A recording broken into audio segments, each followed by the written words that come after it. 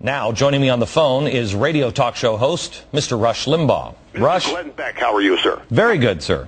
I want to play something for you. I don't know if you just saw it, but I want to play it again. This is the new diversity officer for the FCC, a newly created position. This is what he said at a speech or talk he was given about Chavez, Venezuela, and how the media worked down there. Watch this.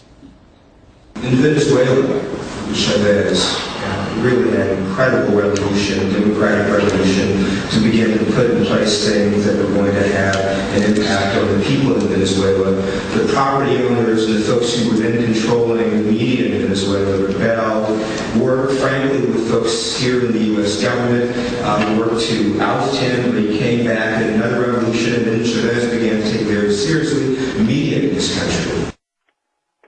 Rush, I find that breathtaking. I find the whole administration breathtaking, Glenn. I mean, you're doing a great job this whole week. I saw Sarah Palin even tweeted about what you're doing, urging people to watch. This whole administration is as radical and far left as any that the country has ever had. And what they're trying to do here to communications is simply stifle dissenting voices. They're trying to wipe out any opposition. If you look at Barack Obama and his track record as a politician, it is to clear the playing field. He doesn't even like debating his opponents. He just wants to get rid of them. And this diversity czar comes from a fringe, radical Saul Alinsky type of background. And the things that he's talking about doing, and I watched your show for the first half hour today, the things that he's talking about doing to shut down radio are simply un-American. It's not enough to say that it's not constitutional. It's simply un-American. And make no bones about it, folks. Glenn is right when I think he's maybe underselling a little bit about as far as their intentions are concerned. The stimulus plan, Glenn, look at what they're doing to the U.S. economy. Anybody with a sense of economic literacy would know this is not how you create jobs. You do not rebuild the private sector. This is being done on purpose. All of these disasters are exactly what Obama wants. The more crises, the better. The more opportunity for government to say, let us in and fix the problem. And with his number one opposition is on radio, and Fox News. His number one opposition's on radio. They can't go fairness doctrine because it's too obvious. So they're trying to do this backdoor route with diversity and ownership, the 100% tax on operating in order to pay public radio because they're supposedly fair. It's insidious.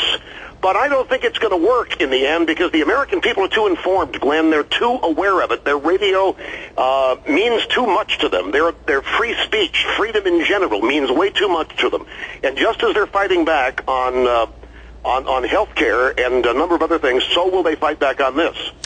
Rush, tomorrow on this program, I'm going to lay out the case of the army that they are building right underneath our nose, and an army that he spoke about on the campaign trail. And if you watch what can only be called the organization's or the administration's organ, anything involved with GE or NBC, you've got now Jeffrey Immelt on the board of the Federal Reserve. You have him in the Oval Office consulting not only on health care but the financial situation, and they are an organ. If you watch MSNBC, I contend that you will see the future because they are laying the ground for a horrible event that will be, is what they're laying the ground for, anything from the right. There's some awful event, and I fear this government, this administration, has so much framework already prepared that they will seize power overnight before anybody even gives it a second thought. Well, I think because of what you're doing with your television show, your radio show, what we're all doing here, I don't think they're going to be able to seize it overnight without anybody knowing about it. And you talk about the organized groups that they've got. Let's look at the healthcare situation, what's happening right now. The genuine passion, the real passion is in individual Americans' hearts and minds. Individuals are showing up. They may be going to the web to find out where these town halls are, but they're showing up because individually they don't want any part of this. The Obama army has to be bought and paid for. The Obama army has to be given marching order. The Obama army is not showing up with any passion for Obama's issue, which is health care. They're showing up because they've been instructed to by bosses. Now, this army that you're going to reveal tomorrow is probably going to be much the same way. And I'm going to tell you something, Glenn. Passion, love of country, I know. Truth is going to outmaneuver and overpower fake passion, trumped up people who are just given marching orders and sent out to act in a certain way. We may be looking at Barack Obama destroying the Democrat Party. It's too soon to say that now, but we may be looking at that happen. There are reasons for optimism, but you are right. It is a dangerous time. It's the most dangerous time in my life for freedom and liberty in this country. I will tell you, a lot of people would say, well, that's Rush Limbaugh. He's, this is hyperbole, et cetera, et cetera. Would you agree with me, Rush, that this is not conservatives or Republicans or independents talking about this because they don't like Barack Obama? These are Americans. I'm an American. I'm speaking to you as an American.